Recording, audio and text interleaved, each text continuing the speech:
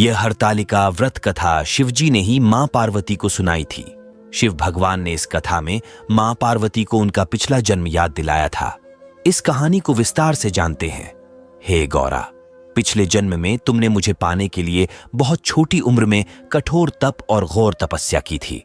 तुमने ना तो कुछ खाया और ना ही पिया, बस हवा और सूखे पत्ते चबाए, जला देने वाली गर्मी हो या कंपा देने वाली ठंड। लेकिन तुमने हार नहीं मानी, डटी रही। बारिश में भी तुमने जल नहीं पिया। तुम्हें इस हालत में देखकर तुम्हारे पिता दुखी थे।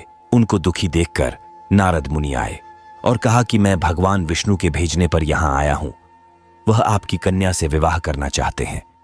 इस बारे में मैं आपकी राय जानना चाहता हूं। नारद जी की बात सुनकर आपके पिता बोले, अगर भगवान विष्णु यह चाहते हैं तो उन्हें कोई आपत्ति नहीं, परंतु जब तुम्हें इस विवाह के बारे में पता चला तो तुम दुखी हो गई। तुम्हारी एक सहेली ने तुम्हारे दुख का कारण पूछा तो तुमने कहा कि मैंने सच्चे मन से भगवान शिव का वरण किया है, किंतु मेरे पिता ने मेरा विवाह विष्णु जी के साथ तय कर दिया है। मैं विचित्र धर्म संकट में हूं। अब मेरे पास प्राण त्याग देने के अलावा कोई और उपाय नहीं बचा। तुम्हारी सखी बहुत ही समझदार थी। उसने कहा, प्राण छोड़ने का यहां कारण ही क्या है? संकट के समय धैर्य से काम लेना चाहिए।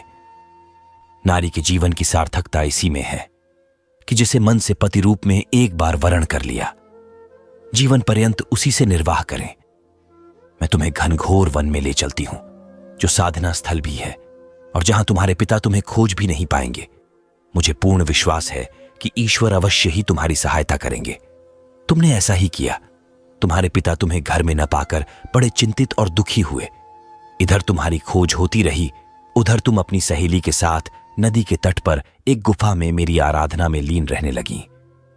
तुमने रेत के शिवलिंग का निर्माण किया। तुम्हारी इस कठोर तपस्या के प्रभाव से मेरा आसन हिल उठा और मैं शीघ्र ही तुम्हारे पास पहुंचा और तुमसे वर मांगने को कहा। तब अपनी तपस्या के फलीभूत मुझे अपने समक्ष पाकर तुमने कहा, मैं आपको सच्चे मन से पति के रूप में वर्ण कर चुकी हूं।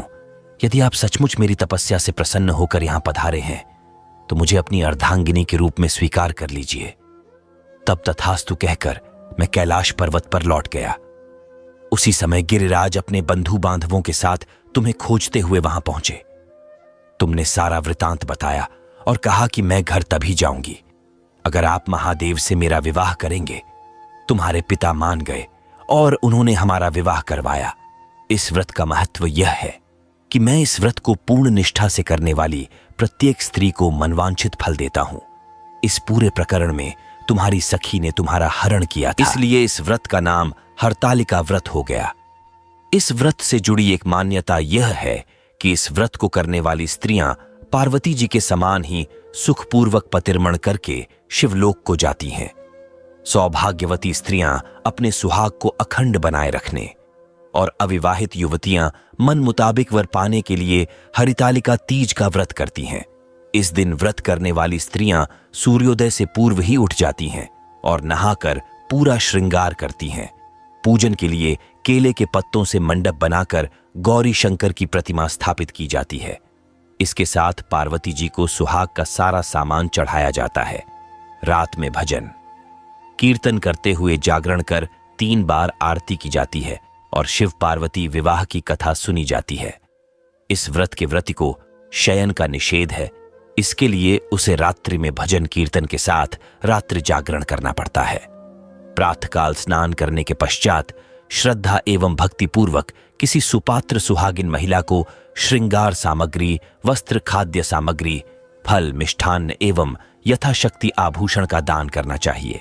रेत के शिवलिंग बनाए हैं तो उनका जलाशय में विसर्जन किया जाता है और खीरा खाकर व्रत को संपन्न किया जाता है।